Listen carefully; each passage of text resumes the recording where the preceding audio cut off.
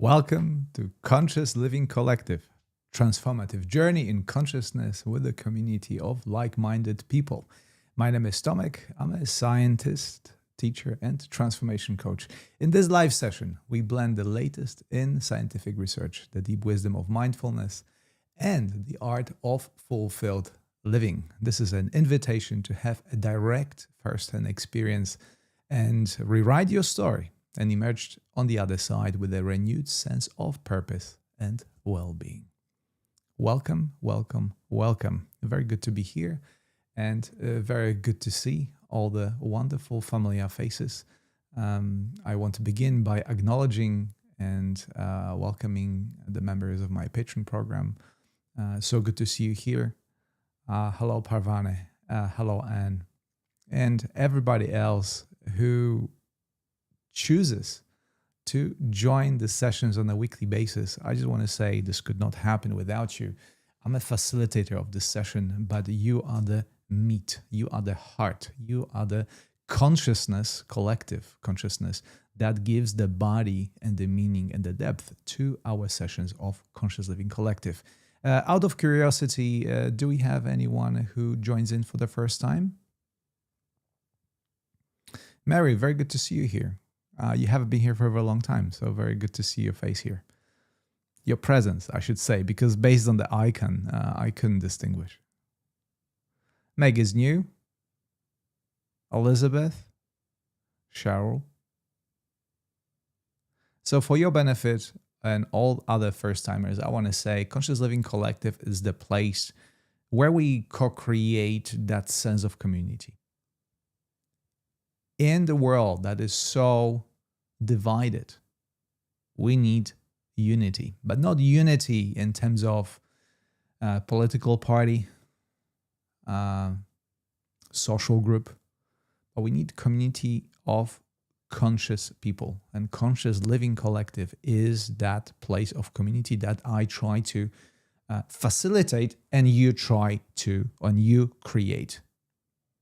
We need unity in consciousness, the sense of belonging, the sense of that you are valid. Doesn't matter what happens to you on the individual level. And our sessions aim to facilitate this, not just for you, but also for me. My takeaway from these sessions is that I'm not alone in this challenging world. I think somebody said recently, and I agree with it, that the human incarnation is a challenging environment, only for the bravest of souls. So if you are here, you are a brave soul, and I am here to support you in your unique individual expression. And today's topic couldn't be more valid because it refers to how we can move through this human experience with more awareness. And one thing that takes away from everyday awareness is the overwhelm that we experience as a result of negative thinking. And I decided to have this session today not because I'm here to teach you about how to get out of negative thinking, but I am here as a participant, raise my both hands, as a quote-unquote victim of negative thinking. And because I recognize it as a very important element that I have to deal on daily basis, and I will have to deal on with it for the rest of my life.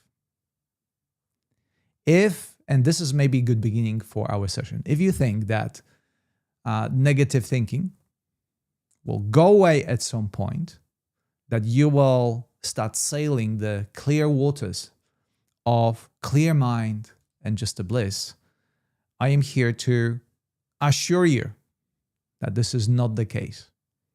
But also to say that this is not necessarily a bad thing. This is pretty much the nature of the human existence. And for those who know me as a scientist, I want to give you an overview, an explanation why this is happening, why we are so entrenched in negative thinking, and why this is not necessarily a bad thing. But before I jump into the science, I just want to once again welcome the first timers and those of you who are joining again our session of Conscious Living Collective, those of you who co-create this space and give the meaning to our gatherings. Thank you for being here. So my recent experience with negative thinking that I encounter on a daily basis was that of a serene environment, of a glorious morning on the Sunshine Coast, Australia, where I gathered with a couple of friends to have a morning game of beach volleyball. This is a game I play for a long time, and I love it because it happens on the sand. You can jump into the ocean afterwards. You can hang out with good friends and gather yourself around the activity that you love, which in my case is beach volleyball. But for whatever reason, I had not enough sleep. I had only 6 hours, which is suboptimal for me because normally I track my sleep very cautiously because sleep is a big priority for me to maintain my well-being. And I didn't have the normal amount of sleep, which obviously affected my physical performance, and I couldn't pass well. And I did not enjoy the game. At least that's the story that I keep telling myself. So I caught myself at some point of the game, look around. It was a glorious morning. Beautiful, clean and pristine environment of Mulaba, Sunshine Coast. And yet, my thoughts directed me towards not enoughness. My thoughts directed me towards that this is actually not a good experience. I'm failing somehow, some way. And in my head, I started giggling because the discrepancy between the actual reality of things and my thoughts was so stark that I couldn't, I couldn't do anything but laugh. And I want to invite you to recognize that something that I mentioned in our previous session, and for those of you who've been here, I'm sure that you remember. One of the teachers said a very controversial statement that life has no meaning. You are the one who gives the meaning to life around you. And I think this is a great start for our conversation about negative thinking. Because negative thinking, it's simply a one layer of reality that we become very good at. And we become good at it not throughout your lifespan, but we become good at it as a result of our evolution. So if you look at, scientists did look at the structure of our brain, and psychologists look at the way how we act, how we think, and how we behave.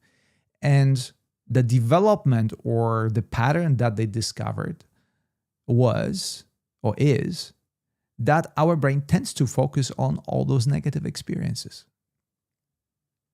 And it's not a bad thing. This pattern of focusing on the negative thinking called negativity bias is not to make us miserable, but to protect us from harm. Because evolutionary negative thinking or focusing on negativity was the safest way to survive. It helped us to be alert and be on the guard, help us to protect ourselves from danger, assured our survival. And that pattern, that negativity bias, as you understand it, prevailed throughout in our brain structure, and it's still a big part of it, even though the immediate danger is gone. Survival for vast majority of us, certainly for if you're connecting to this session right now, through the means of the internet, and you have a device, you can afford a device that connects you through the internet, certainly your life is not in danger in this very moment. But it doesn't mean, and this is the important point, even though the reality of things is that your life is not in danger, it doesn't mean that the dialogue that your brain is producing or you are tuning into is not that of danger and threat. So perhaps this is a good time to share, so you can share and think about one thing that produces that constant state of fear, the thought, a continuous or recurring thought that produces for you a constant state of threat and unworthiness and fear, and something that you have to deal with in the vein of the negativity bias. And as you put your comments and your thoughts into the comment section, I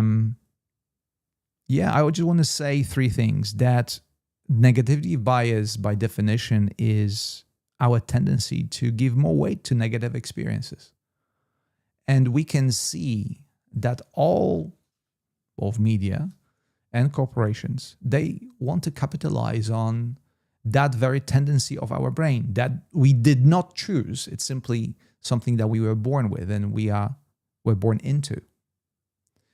And the reason, for instance, I do not check news, and I'm very often oblivious to what's happening in politics and the economy, because if social media or media at large or corporations want to get our attention, they will very likely, 99% of the time, will do it not through the positive means, but through the means that work for our brain, which is negativity. So when I come across any sort of news, it is very likely that will be one of a disaster. Because if media would decide to focus on the positive, they would not get attention, right? And attention is your mental currency. It's something of great value that you may not realize that everybody wants, not just media, not just corporations, but everyone. Advertisement works precisely on your negativity bias. It creates situations or creates in front of your frontal cortex situations that are of the threat, and they offer solutions to it. That's basically, in a nutshell, what all advertisement is all about. It's to make you aware of the situation, however, which is not real very often, create a problem that they have a solution for. So you didn't have any problem before, but now they show you, no, actually you do have a problem and we can sell you a solution for it. And as Michelle says, a detox is a fantastic idea. So we are here, and maybe this is, I'm going to pick up on that point that Michelle brought up. We are here to detox. This session is about dealing with the overwhelming negative thoughts. And the beginning of how we start dealing with them is by understanding where are they coming from and what are they part of. And stop feeling guilty about feeling negative thoughts.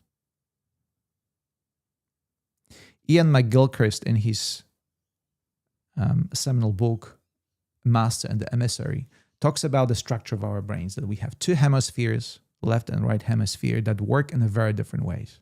And what he tries to say is that we have that one, usually, for most of the people, that's left part of your brain, left hemisphere. It's continuously scanning for danger and creates story about how to save us and prevent us to getting in a dangerous situation. And right hemisphere, on the contrary, is that of an abstract. It processes information in very different way. It has a much larger time frame.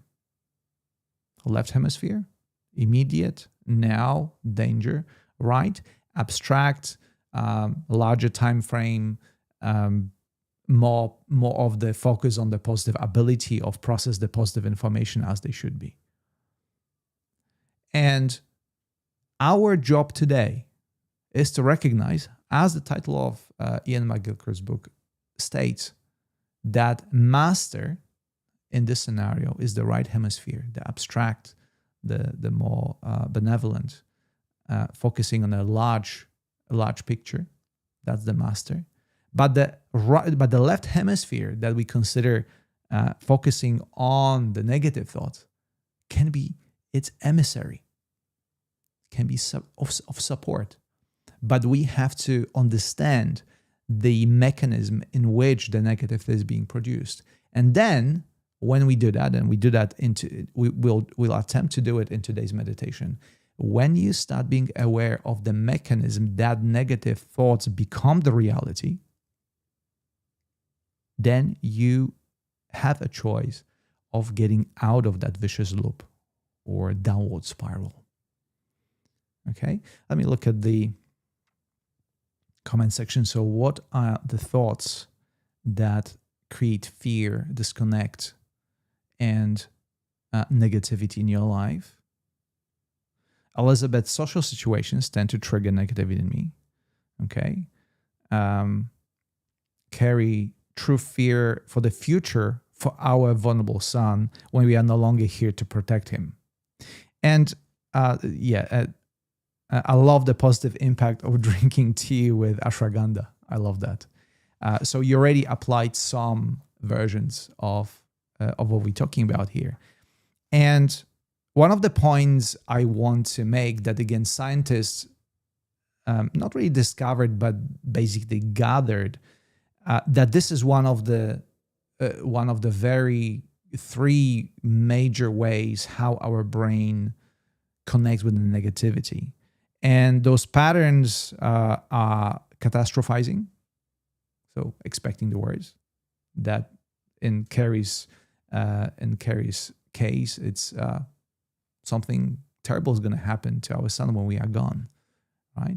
So this is not uncommon. This is how our brains work. And now the question is whether you want to entertain this train of thought, where you want to identify with this train of thought.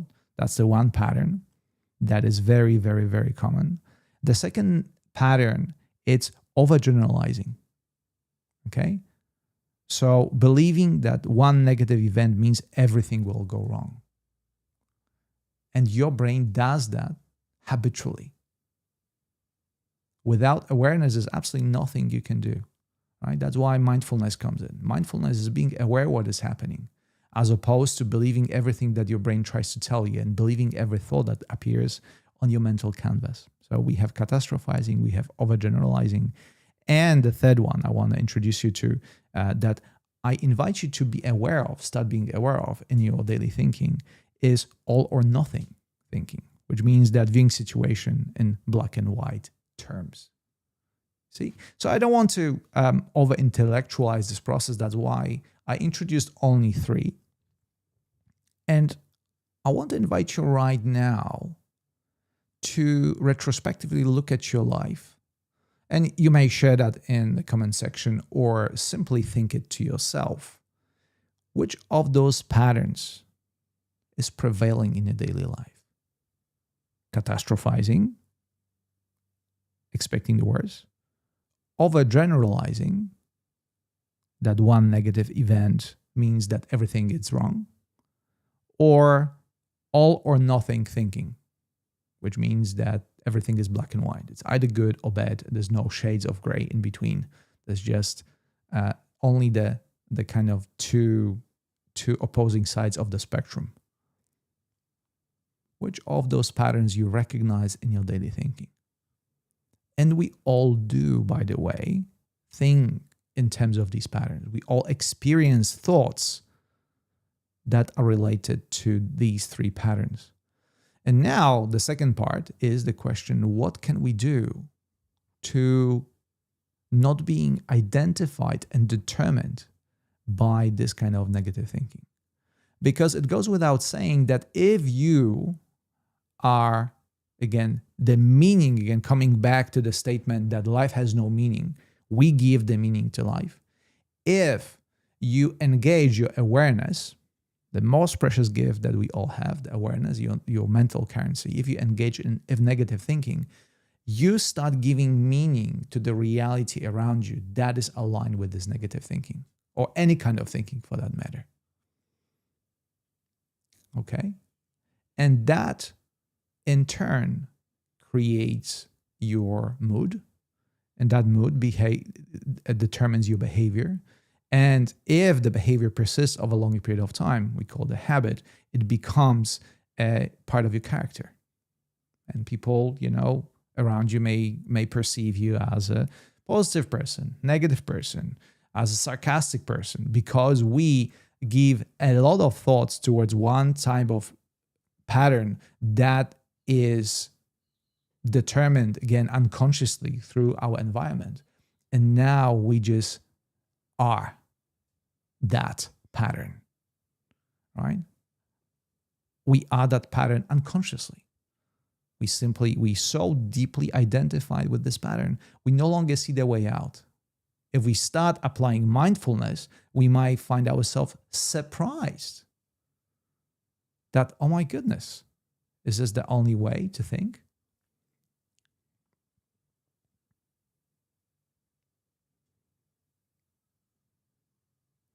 Yeah, Brian, as a new employee, I feel like I'm not as good as someone else and don't belong there. So this is a great example of it. Brian feels not good enough, but that's obviously not based on the actual situation. It may be true, but it may not be true. Most likely, Brian does not have enough information to determine whether that's true or not. But your brain will fill the gap based on the past experiences. And that past experience is, as we know, is negativity bias. It's not everything is phenomenal, everything's going to be okay. No, I look out for danger. I look out for the negativity in things, negativity bias. So it's very, the fear naturally kicks in and will kick in and say, oh, well, there's a chances that you are not as good as the others, even if you don't know that for sure. So let's focus on that. And focusing on the other hand side, maybe I'm a fantastic fit to this team. Which, by the way, if you are newly employed, someone has determined that you must be a good fit for the team and for the company, right? But you don't. For your brain, this is not an optimal way of operating. It's much easier. You're biased towards following that, put more weight on that negative pattern, regardless of the truth. And this is another takeaway that we start recognizing when we apply mindfulness to our thinking. That our thinking does not equal the truth, ultimate truth. It's just one layer, how we can describe the reality. And one thing that I found for myself that is absolutely fundamental in the line of that the life has no meaning, I give the meaning to life, is that I can switch. The moment I start being aware of my negative thoughts or thoughts in general, I start recognizing that this is just the one layer. One way of describing reality is not even being reality. It's just a one way. And I have a choice. And that choice in this very moment is your freedom. And that freedom basically lies your entire consciousness in this very moment. That very moment determines who you are. You don't know what's going to happen in the future. And what happened in the past, you do not have control over. But the only time when you choose to be here and now, this is the time of power, as I call it.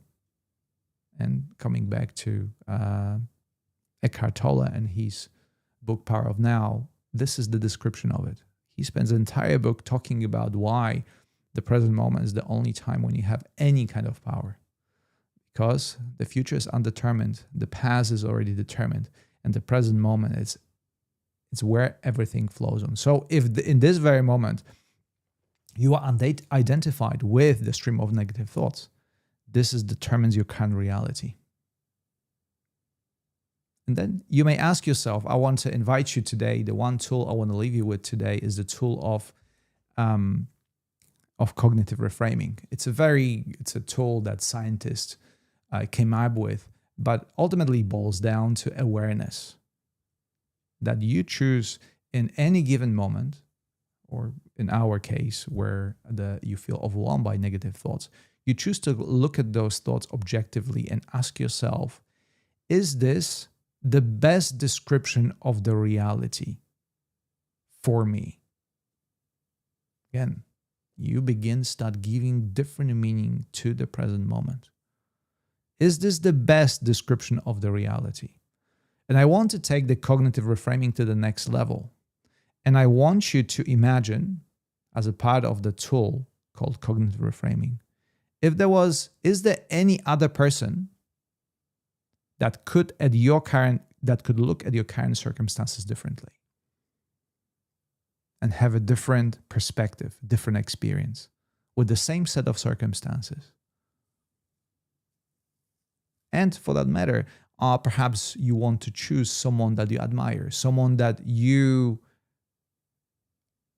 life of whom you perceive as positive and fulfilled. How that person will look at your current circumstances. Would that person's brain produce the same thought patterns and approach the situation in the same way? And this is beginning of reframing your thoughts. And I like the word reframing. Means that your current situation is framed from the perspective. It's framed in the certain thoughts, and you have a choice of reframing it. The same situation, the same circumstances, but you change the frame. And you can have fun with it. Which frame should I choose today to look at my current situation, or look at the present moment? Is that of fear and anxiety? Or perhaps there's another frame I can use. What do you think? Because I want to tell you, there's always more than one way to skin the cat. And there's always more than one way of looking at the reality. And that's why we all individuals. That's why we collect. That's why we gather here and have this unique individual approach to life, regardless of what the circumstances are. Okay, let me take a look onto the comment section. Yeah, so we have Elizabeth talks about grief, which is, again, one of the most fundamental human experiences everybody goes through in their lifetime, through the experience of grief, right? And that's not necessarily a negative thing. If you lose someone that you love, it's a natural response to grief. So grief is an unpleasant experience, but it's not a negative experience, right? That's how I would use the reframing technique to look at it, very briefly, obviously. So just because current moment does not feel pleasant does not mean it's negative. This is one way of reframing it. Current catastrophic thoughts in relation to health and any issues my children are dealing with. Yes. So this is a classic example. We care about someone so deeply that obviously we wish well for them. But that doesn't mean that we have control over what's going to happen to them. And that thought pattern, if we engage with it, will eventually lead us to a dark place. And this is not surprising, right? This is a very healthy response to your brain, healthy response of your brain. If your brain responds with that pattern, it's very healthy to consider that. But once again, is that the only option? Is that the only reality? Is that the only frame that you surround your current circumstances with? Or do you have ability or choose to look at it differently? That's ultimately what we all do. Yeah, D, I'm so affected by what someone said about me. I can't get it out of my mind. It's driving me crazy. What is your advice? Well, first of all, let's state the obvious. You already feeling affected by it. And you're feeling affected by it because the belief that you have in your head, and we all do, by the way, because we humans, is that opinions of others matter and they create our reality. Okay? This is the belief. This is the frame that you choose. That's the frame that you use to surround your reality with as a current frame. So, and the frame is, if I want to put it in one sentence, opinions of others matter. Opinions of others is more important than what I think about myself, be another way. And if you choose to look at your current situation using this very frame, you will experience fear, anxiety, dissatisfaction. Altogether, your experience will be unpleasant. So now, D, I want you to imagine. I'm not saying you're going to feel immediately better about it, but imagine yourself, what would be other frame to look at this current situation? Is there any other frame that you can look at, that you can surround your current situation with? Is there? Because if there is, it may be one of the frames worth considering. But if it's not, well, that's your choice, right? We are not here as the part of the human experience to just feel good all the time. Once again, I want to, for those of you who join a bit later, I want to remind you that this is a very tough reality to be with, and only the most courageous souls have chosen to be here. And we are in the process of discovering why we have chosen it, because we have forgotten. The process of forgetting is a very important part of why we can experience this reality the way we are. Because if we remembered our true nature, the consciousness that we are, undistractable, fearless consciousness that we are, we could not experience the challenges that we do in the same manner. We could not. So return and reframing to that truth of you as indestructible, fearless consciousness is the job that you taken upon yourself.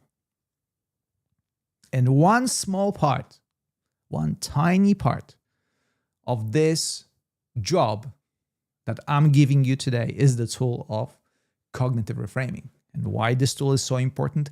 Well, because we spend vast majority of time thinking.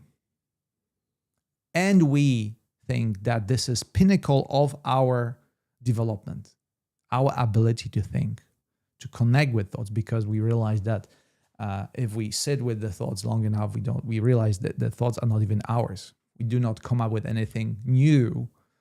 It's just new to us. We identify with a thought that has been repeated most likely by everybody else millions of times. So it doesn't matter that the thought is novel. The fact is that you are connecting with it in this very moment, and that's your frame of reference. So the moment you start reframing your reality using different frame to describe your reality, surround your reality, your experience changes. Okay? So one of the ways of, maybe I should not bring that topic today. Maybe I talk about it next time, but just a brief mention of the psychedelic therapy, right? Psychedelics and substances that has been used in our history basically forever. And then at some point, institutions decided to ban them as illicit drugs and give them the names like psychedelics, are basically a way for our brain to take a break from the one framework that we are so familiar with, which is thinking. So basically, psychedelics downregulate. Scientific jargon for it they downregulate the default mode network, which is the whole network in your brain that is responsible for that inner dialogue and creating thoughts and connecting with the thoughts. So momentarily, you being taken away from that one frame of work, one frame that you are so familiar with, and you are left left in different place. The frame changes, and all of a sudden, most of the people, what they experience is they become fearless. The fear disappears. In the absence of thoughts, there are many other states to explore. Again, thinking is not the pinnacle of our development. That's, I think, Tara Brach. Thinking is not the pinnacle of our human development. This is just one of the layers, many layers. So if you get an access to different layers through the means of psychedelics, your experience changes dramatically, and you upon coming back, because obviously when the psychedelics start wearing off and your default mode network comes online once again, using the IT jargon, you start once again being connected with thinking. But the hope is that now, because you have a different experience, because you had a chance to experience different frame, you also can adjust your thinking. And that's why psychedelic therapy, for many, it's such a revelation. Has to be used with caution, no doubts there. It's a very powerful tool, gives us momentarily access to different states, but nevertheless, it's very, very, very useful. Can be very useful. Now, I know many people who had amazing results discovering that. But the tool I provide to you today is twofold. One is cognitive reframing, using your own mind, very powerful tool, your own mind and your own thinking to look at things from different point of view. And also the second tool that goes hand in hand with cognitive reframing is that of mindfulness. Being aware that you are thinking and being aware that you are not your thoughts. All the thoughts that you connect with as a consciousness are just one description, one limited, to add to that, way of connecting with reality. So what happens when you consciously disconnect with your thoughts and allow yourself to dwell outside of the customary and habitual thinking? Well, we're about to experience that because we are about to jump into meditation. And in this meditation, how to deal with negative thinking, I will invite you to do just that. Don't pretend there's no thinking, but look at thinking as one of the many processes that happen, and see if you can detach from it somehow in some way, to some extent. And if you are able to get to the point when you are slightly detached, and I give you a tool for that, see what is your experience. Is your experience different? How does your experience changes in the absence of thoughts, or looking at thoughts from the kind of third person perspective?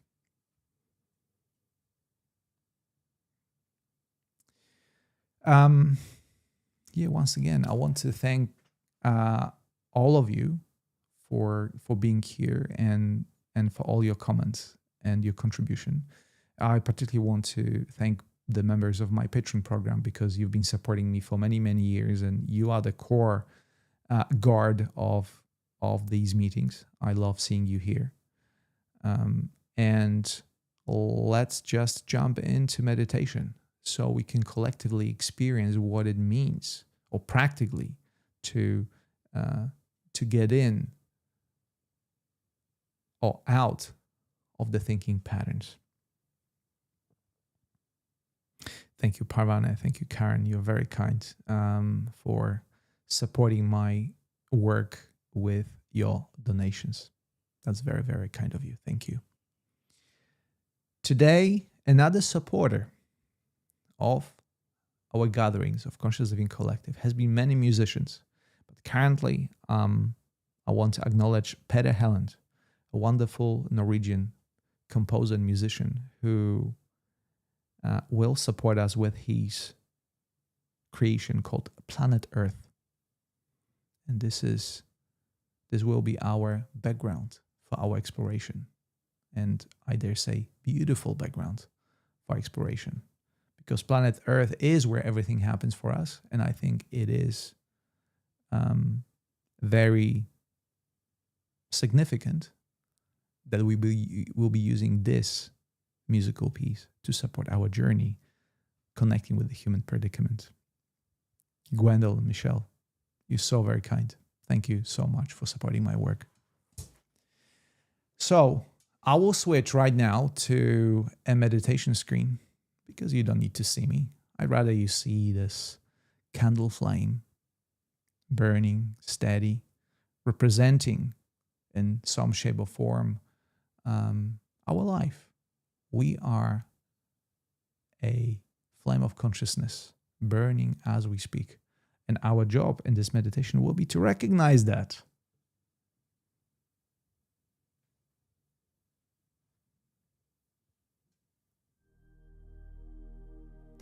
So I hope you can start hearing the music right now.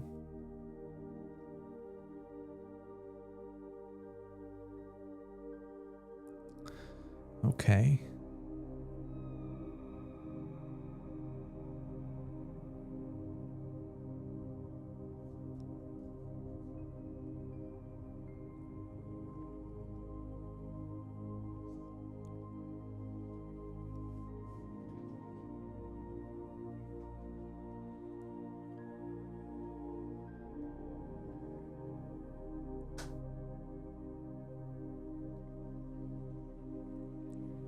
Every meditation begins by creating an environment that is most beneficial for you in this very moment. So ask yourself, what is a position, state in which you feel most at ease?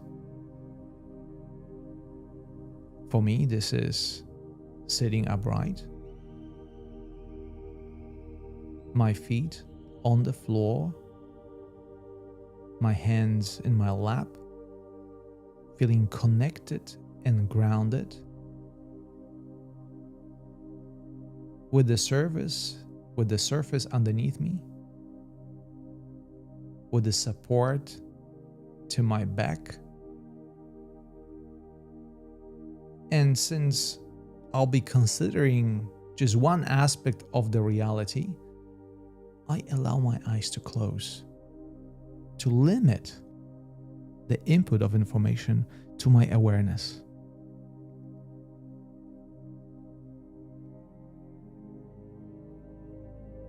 And immediately, there is ease and comfort and familiarity that comes to my awareness, that my awareness connects with.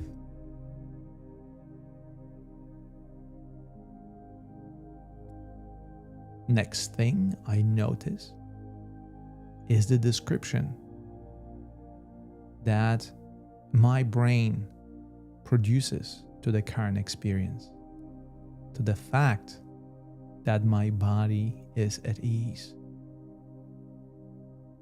But remember that the description of my experience is not the experience itself. Thinking is just one of the ways of experiencing the reality.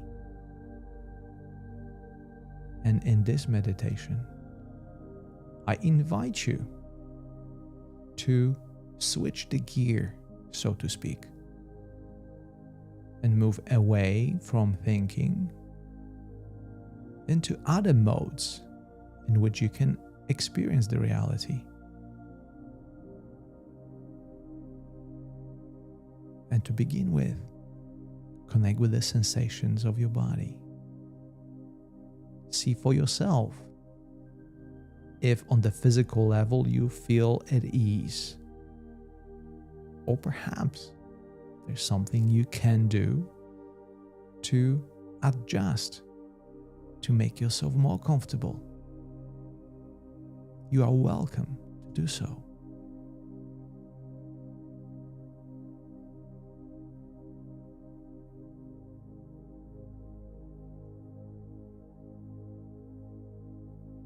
And then, depends on your current circumstances, you may notice that there are sensations within your body that invite you to pay more attention to one part of your body over the other.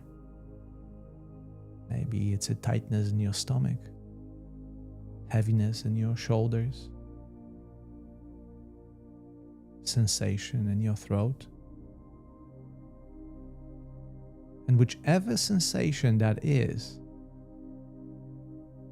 remember, this is an invitation to pay attention, to invest some of the stream of your consciousness into that particular sensation. And there's an information there waiting for you.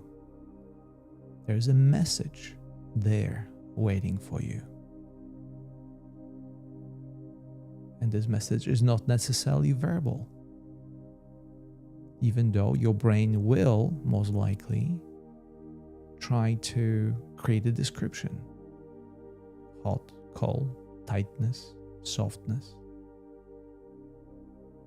And when that happens, recognize you are not the description. You are trying to have the experience as opposed to describe it with your thoughts. And this is first very important recognition in this meditation. Your sensations that you experience are not equal to your thoughts. You can have experience of your body without thinking.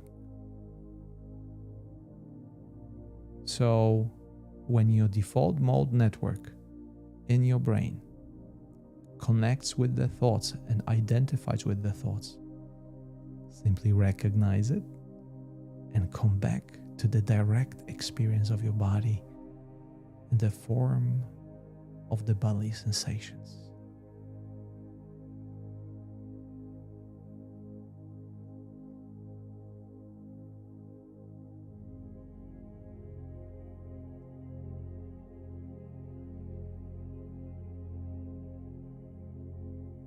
And as you do it, you may recognize you move into a different operational mode. With your eyes closed, most of the input is cut off, so there is more attention at your disposal. When you stop identifying with your habitual thoughts, there is even more broadband to deal with, to move into different aspects of who you are and what you are in this very moment. See if you can expand on this experience. Move even further within.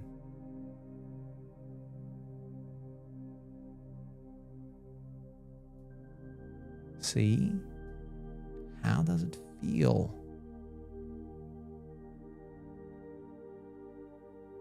Is the sensation of this state different from your habitual being?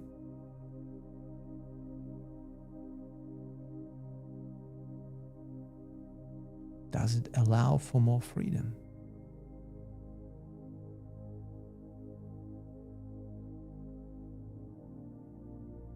Does it allow for more space?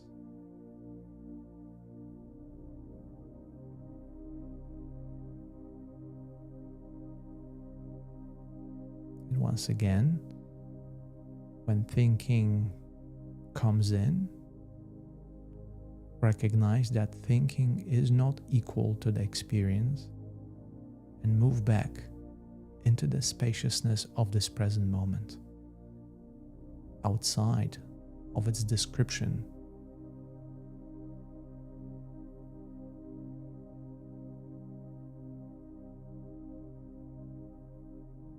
And I will let you to move on with this process on your own for a minute or two as I stand by your side, holding the space, doing the same, validating your experience, supporting you in your experience, knowing that you're not alone. And I will bring you back when the time is up.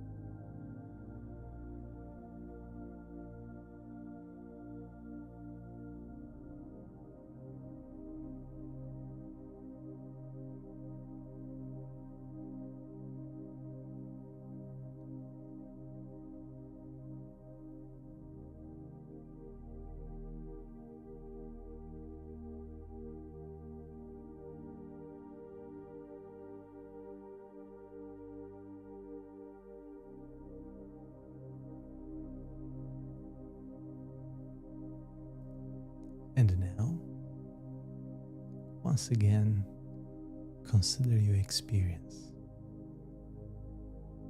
Is it different to what it was at the beginning of this meditation? Is it the same?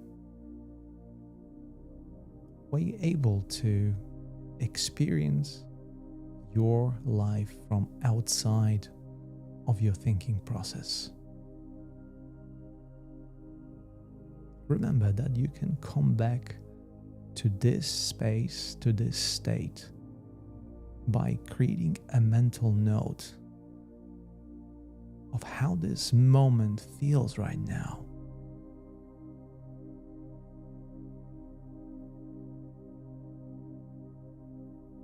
This is just a beginning of a deeper exploration of your human predicament. And you can take it as deep and as far as you wish by coming back to this very sensation that you're experiencing right now.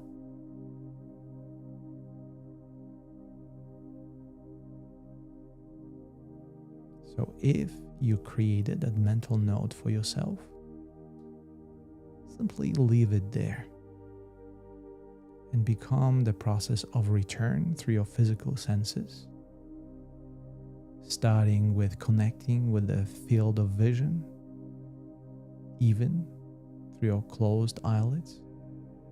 You can still perceive mostly dark and brighter spots.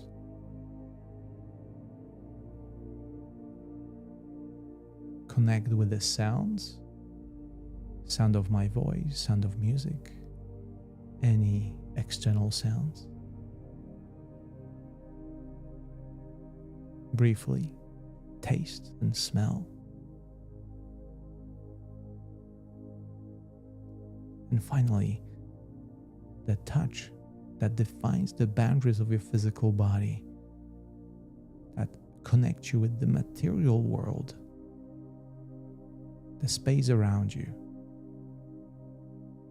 surface underneath you.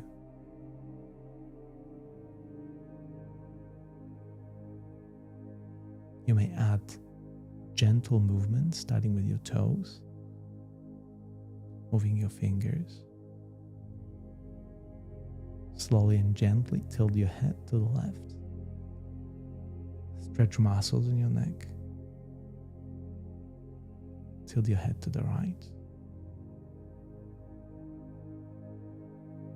Back to the center. And finish up with expanding your lungs with one deep breath in through your nose and out through your mouth.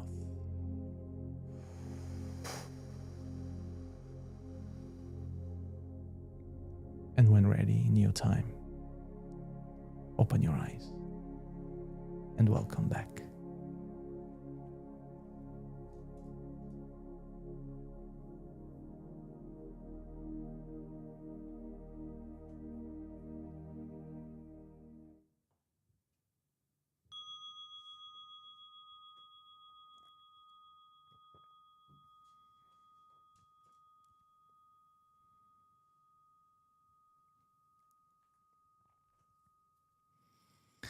Thank you so much for meditating with me. Thank you so much for being part of this conscious space where we all belong, where we all feel more at ease, where all the troubles of negative thinking gains a different perspective. It is for me. So what was your experience in it? Maybe in one word, describe what came up for you. And for Elizabeth, Joanna, Lisa, you are very, very kind and generous by supporting my work with your donations. It's really extraordinary. Thank you so much. So, yeah, how does Conscious Living Collective experience transform the access to different layers of who you are? That'll be a deeper question to ask yourself right now. An even better question, very intellectual one. Let's use our left brain as an emissary of our experience. Is there anything that you gathered, that you experienced, that you may take forward as a lesson upon which you can expand and learn and make your life better, more fulfilling, less worrisome? Is there anything there? At the end of my guidance, I ask you to make a mental note to the state, to the experience. Because remember that I do it because your experience is the feeling that you have in the very moment. It's like a station on the radio receiver. If you know what the station is, you can tune into that at any given moment, and you will hear the same music. You will hear the same station, the station that you enjoy, the station that was beneficial to you, that make your life more expanded, more fulfilling, and all those qualities that you can choose for yourself.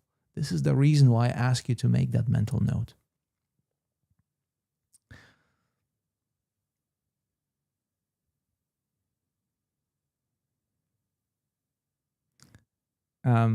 Meg, I feel connected, supported, and encouraged. Wonderful. Karen, another wonderful session.